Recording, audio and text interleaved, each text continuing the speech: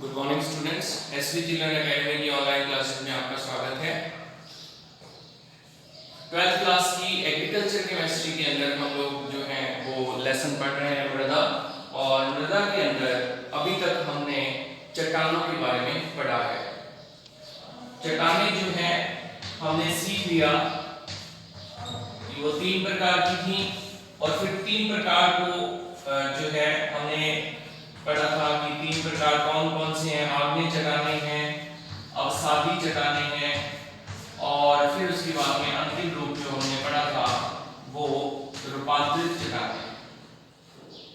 तो 3 प्रकार की चट्टानें हमने पढ़ ली और फिर इनको आगे हमने वर्गीकृत किया था अलग अलग रूपों में।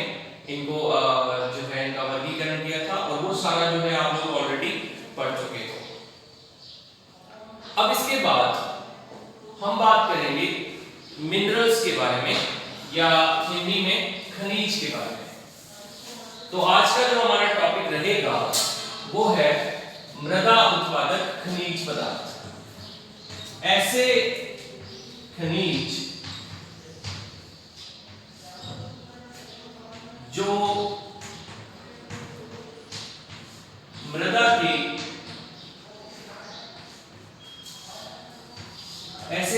जो मृदा के उत्पादन में अपना योगदान देते हैं। तो हम लोग इन खनिजों के बारे में बात करेंगे। अब देखिए, जो खनिज शब्द है वास्तव में वो खान से बना है। खान मतलब जो खान है उनमें से जो वस्तु निकलती है, ठीक है। इंग्लिश में इसको माइंस कहते हैं, माइंस। और माइंस जो है उसमें से निकलने वाली जो पदार्थ हैं उनको मिनरल्स कहा जाता है। तो मतलब ये हुआ कि खनिज जो है वो खानों से प्राप्त होते हैं या फिर मिनरल्स जो है वो माइंस से प्राप्त होते हैं। तो ये इसका शाब्दिक अर्थ है। हम लोग बात कर रहे हैं कि इसको वास्तविक रूप में खनिज जो है वो किस चीज को कहा जाता है।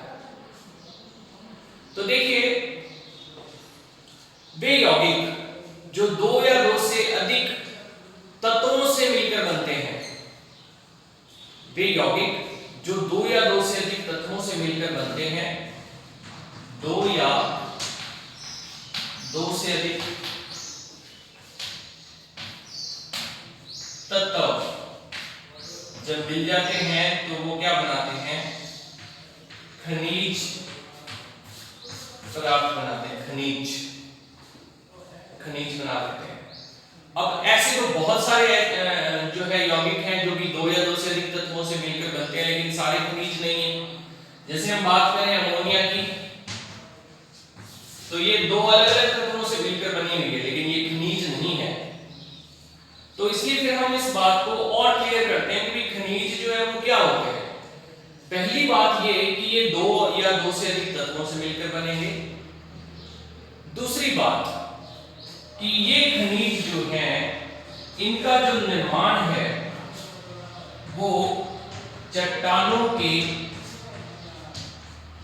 अपक्षय से होता है।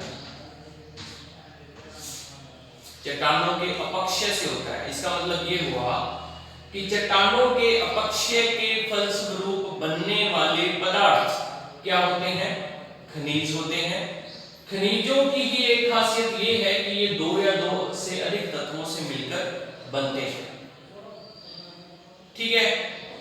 इसी की फिर एक तीसरी जो विशेषता है मैं आपको बताता हूं कि जो खनिज हैं उनमें निश्चित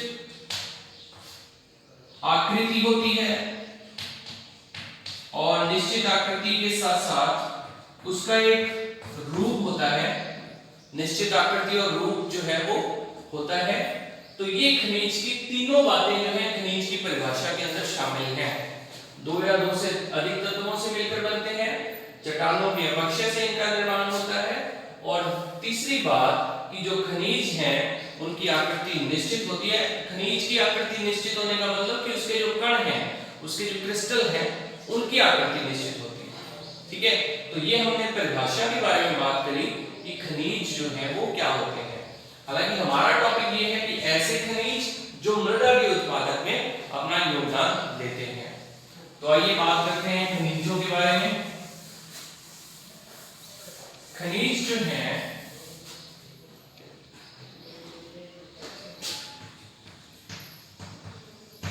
परिभाषा हमने पढ़ी। अब हम बात करेंगे खनिजों के गुणों के बारे में, कौन कौन से गुण पाए जाते हैं खनिजों में। तो सबसे पहला गुण, खनिज जो है वो रंगीन होते हैं। क्लियर, रंगीन होते हैं। इसका मतलब क्या है? तो देखिए, जो खनिज हैं उनका अलग अलग रंग पाया जाता है। वैसे तो ये एक केमिकल रासायनिक घटना है जिसके कारण खनिज जो है वो रंग दर्शाते हैं, लेकिन आपको ये याद रखना है कि खनिज जो है वो रंगीन पाए जाते हैं। और इसका उदाहरण मैं आपको देता हूं कि जितने भी खानों से निकलने वाले वस्तुएं हैं उनमें पर्टिकुलर कोई ना कोई रंग पाया जाता है। ठीक है, जैसे कल हम संगमरमर की बात कर रहे थे, तो संगमरमर जो है अलग अलग रंगों का पाया जाता है। वो हरा भी होता है, लाल भी होता है, गुलाबी भी होता है, काला भी होता है, सफेद भी होता है। तो इसका मतलब ये हुआ कि इसके अंदर एक विशेष रंग पाया जाता है। अगर मैं धातु की बात कर लूं, ठीक है, तो संगमरमर में तो आपने देख ही लिया है ना कि अलग अलग रंग होते हैं। अगर धातु की बात करें, जो धातुएं खनिजों के रूप में निकाली जाती हैं, तो उनमें भी आप देखेंगे कि धातुओं का एक विशेष रंग होता है। जैसे सोना है, सुनहरा रंग होता है, चांदी, तांबा, ठीक है, ऐसे ही ग्रेफाइट, ये सारी की सारी जो चीजें हैं एक विशेष रंग होता है इनका। तो खनिजों की पहली विशेषता ये है कि ये रंगीन होते हैं। दूसरी विशेषता ये है कि खनिजों के अंदर चमक पाई जाती है। विशेषता ये धातुओं के बारे में लिखा गया है। जितने भी धातु हैं जो कि माइंस में से निकाले जाते हैं, तो उनके अंदर आप देखेंगे कि एक चमक पाई जाती है। जैसे अगर हम सोने की बात करें, सोना, चांदी, तांबा, तो इन सब के अंदर आप देखोगे कि एक विशेष चमक पाई जाती है। इन तीनों के अंदर अलग अलग प्रकार की चमक है, और तीनों में ही देखोगे तो रंग भी तीनों का क्या है, अलग अलग होता है। ठीक है, फिर इसके बाद में थर्ड पॉइंट। तो थर्ड पॉइंट में हम देखें, खनिज जो हैं उनका जो आकार है वो विशेष आकार होता है। अब इसका मतलब क्या हुआ? खनिज के आकार की बात नहीं कर रहा, ये एक्चुअल में खनिज के जो क्रिस्टल हैं उनके बारे में बात कर रहा है। तो विशेष आकार कैसे होता है? जैसे क्रिस्टल की बात करें हम, तो खनिज के जो क्रिस्टल हैं वो घनाकार होते हैं। घनाकार होते हैं। घनाकार के अलावा वो चतुष्फलकीय हो सकते हैं। चतुष्फलकीय के अलावा अष्टफलकीय हो सकते हैं। इसके अलावा मोनोक्लिनिक हो सकते हैं, ट्राइक्लिनिक हो सकते हैं, ट्राइक्लिनिक हो सकते हैं, और ऐसे बहुत सारे इसके प्रकार हैं। तो इसका मतलब ये हुआ कि जो क्रिस्टल हैं उनका एक विशेष प्रकार होता है, विशेष उनकी संरचना होती है। और ये सारी जो मैंने लिखी हैं ये त्रिविमीय संरचनाएं हैं और निश्चित संरचनाएं हैं। इनकी आकृति जो है वो बिल्कुल ऐसे एक निश्चित जो है वो परिमाप के अंदर होती है। फिर इसके बाद ये तीन प्रॉपर्टीज होंगी। इसके बाद में जो नेक्स्ट इसका गुण है खनिजों का, वो है कि खनिज जो है वो कठोर होते हैं। ठीक है, उसका कारण ये है कि खनिज जो भूमि के अंदर जो पदार्थ पाए जाते हैं वो आपस में क्रिया करके और रासायनिक बंधों के फलस्वरूप एक जटिल संरचना बना लेते हैं, जिसकी वजह से उनमें कठोरता पाई जाती है। और वैसे भी हम जानते हैं, हमने पहले पढ़ चुके हैं इसी लेसन के अंदर, कि खनिज जो भूमि है उसके अंदर सिलिका जो है वो सर्वाधिक पाई जाती है। चट्टानों के अंदर सिलिका सर्वाधिक पाई जाती है। तो सिलिका एक कठोर पदार्थ है जिसकी वजह से उसके संपर्क में जो पदार्थ होते हैं वो भी कठोरता जो है वो ग्रहण कर लेते हैं, तो ये कठोर होते हैं। फिर उसके बाद में फिफ्थ, खनिज जो है वो उनके जो क्रिस्टल है पारदर्शी हो सकते हैं, पारदर्शी हो सकते हैं। पारदर्शी के अलावा ये अपारदर्शी भी हो सकते हैं,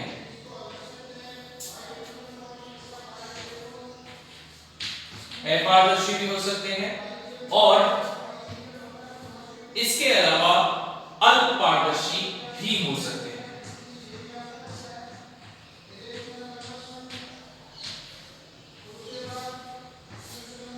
तीनों जो गुण हैं वो खनिजों में पाए जाते हैं। पारदर्शी, अपारदर्शी, अल्पपारदर्शी का मतलब ये है कि उनमें उनके आर पार देखने की क्षमता जो है वो क्या होती है।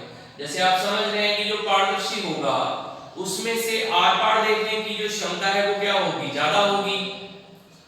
अपारदर्शी होगा इसका मतलब ये है कि उसमें से आर पार नहीं देखा जा सकता।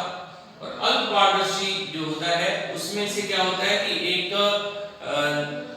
बहुत ही नियंत्रित माध्यम के अंदर उसमें से देखा जा सकता है, तो ये आपको याद रखना है। फिर उसके बाद में 6th पॉइंट इसका है द्रव्यमान के बारे में, कि खनिज जो है वो हल्के हो सकते हैं, भारी हो सकते हैं, या फिर अति भारी हो सकते हैं, अति भारी हो सकते हैं। ठीक है, जैसे हम बात करें सोना, चांदी, तांबा, ठीक है, लोहा, ये सारे धात्विक खनिज हैं। और इन्हीं के अलावा अगर बात करें हम चूने की, कैल्शियम कार्बोनेट, तो अगर आप इनके भार को देखोगे तो इनके भार जो है वो अलग अलग है सबके। तो इसका मतलब ये हुआ कि कुछ हल्के भी होते हैं, कुछ भारी होते हैं, और कुछ अति भारी भी होते हैं। चलिए इसके बाद हम बात करते हैं, ये तो गुण कंप्लीट हो गए यहाँ पर, खनिजों के जो गुण हैं वो यहाँ कंप्लीट होते हैं। इसके बाद हम बात करेंगे वर्गीकरण के बारे में। वर्गीकरण, खनिजों का जो वर्गीकरण है वो किस प्रकार से करते हैं। तो पहला वर्गीकरण जो है वो है उत्पत्ति के आधार पर।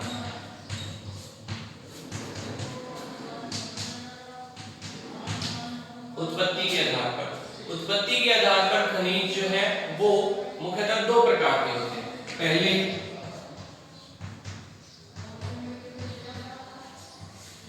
प्राथमिक खनिज। प्राथमिक खनिज किनको कहा जाता है? वास्तव में ऐसे खनिज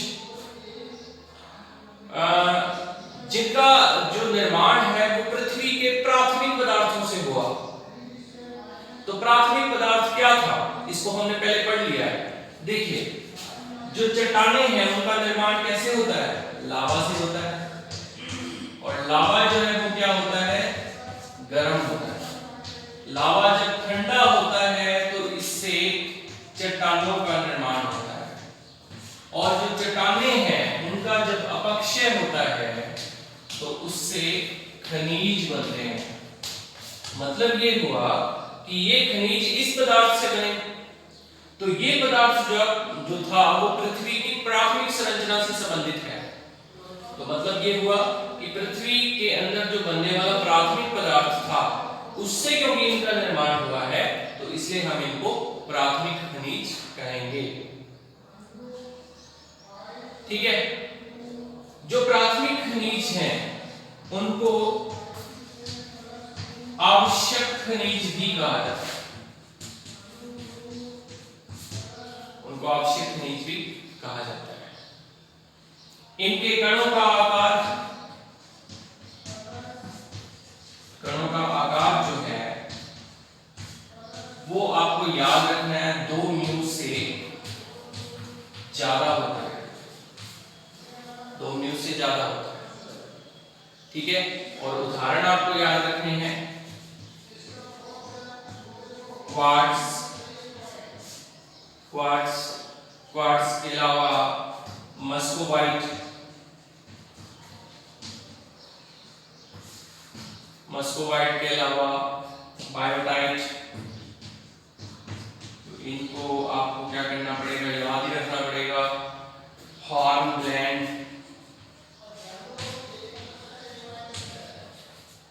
ठीक है। इसके अलावा माइका, माइका, माइका के अलावा चूना पत्थर, ये सारे के सारे जो हैं वो प्राथमिक खनिजों की गिनती में आते हैं। अब हम बात करते हैं द्वितीयक खनिजों की।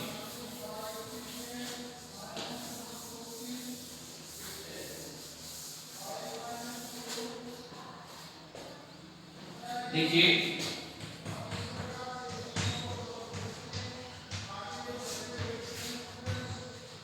द्वितीयक खनिज, ठीक है। द्वितीयक खनिज क्या होते हैं? तो देखिए ये बहुत सिंपल है। जो प्राथमिक खनिज हैं उन पर जलवायु की क्रिया होती है। प्राथमिक खनिजों पर जलवायु की रासायनिक अभिक्रिया के फलस्वरूप द्वितीयक खनिजों का निर्माण होता है। द्वितीयक खनिजों का निर्माण होता है। और आपको ये याद रखना है कि कण जो है या कणों का जो आकार है वो 2 म्यू से कम होता है, 2 म्यू से कम होता है, ठीक है। उदाहरण देखिए, पाइराइट, जिप्सम,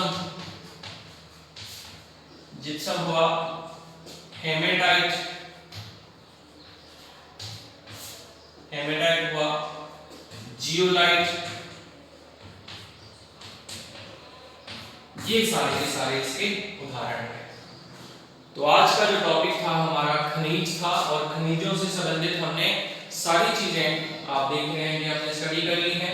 खनिजों की परिभाषा क्या थी, खनिजों के गुण क्या थे, और खनिजों के प्रकार क्या थे। हालांकि ये टॉपिक पूरा नहीं हुआ है, एक ही वर्गीकरण आज हमने पढ़ा है। कल के टॉपिक के अंदर हम खनिजों का ही दूसरा वर्गीकरण पढ़ेंगे, और इसको आप लोगों ने नोट कर लिया।